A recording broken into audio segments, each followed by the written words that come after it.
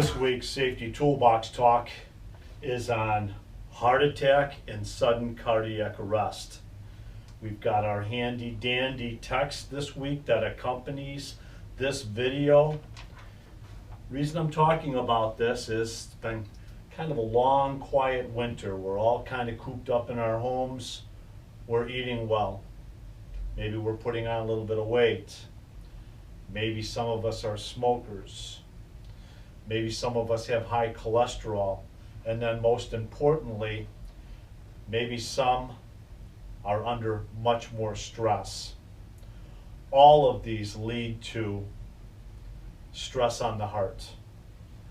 Heart attacks. What are the symptoms of a heart attack? Let me read this to you. Pressure, fullness, squeezing or pain in the center of the chest lasting 2 minutes or longer. The pain may go on and on. The pain may spread to either shoulder, the neck, lower jaw, or either arm.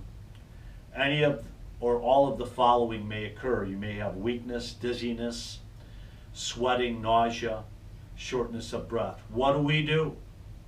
Are you alone? Hopefully you have someone with you, and hopefully that person has had some hands-on CPR training. For 10 years now, I've been training CPR here at Berglund Construction Company. This particular winter, we've elected not to have the training because of the pandemic and bringing people in. It's just not fair to do something like that or ask of our peoples to come in during this questionable time.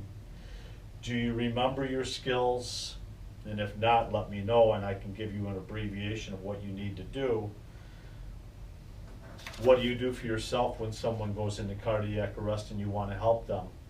Remember the setup acronym. STOP. What kind of environment am I putting myself in to save that individual? Is there vehicular traffic or any type of traffic that can strike me?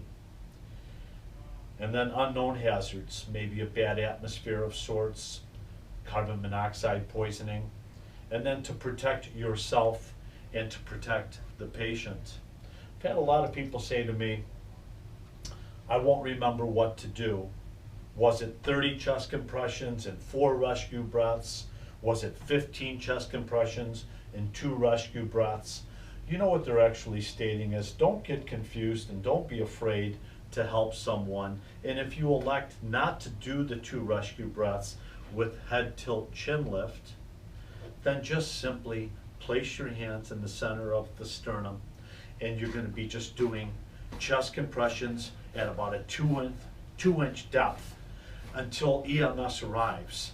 And when EMS arrives, if you don't already have an AED, an external defibrillator, they're going to bring one and they're going to apply it to this individual's bare chest and potentially save his life.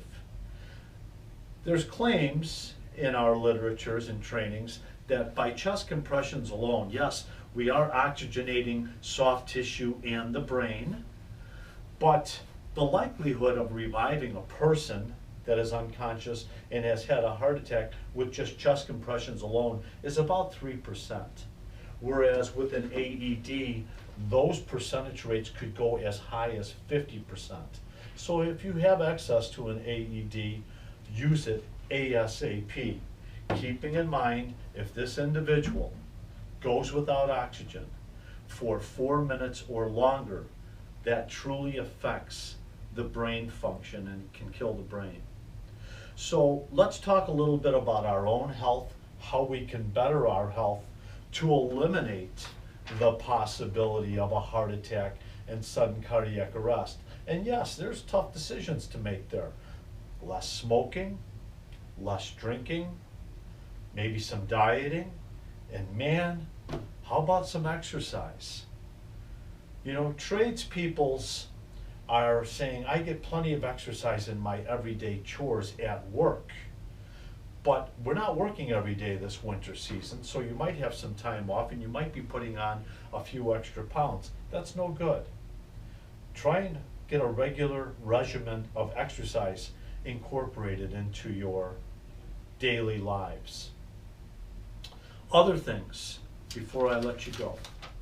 Causes of sudden cardiac arrest: heart disease, electrical shock to the body, severe blood loss, a drug overdose, and severe allergic reactions. There's a lot of things that cause heart attacks and sudden cardiac arrest, but it's something that can happen to us during our rigorous work environments out in the field, and including all these extra clothes that we're wearing while we're shoveling and moving snow. With all of this 30 pounds of clothes on, that's added stress to the body. Let's have a safe day. Let's have a safe week. Thank you.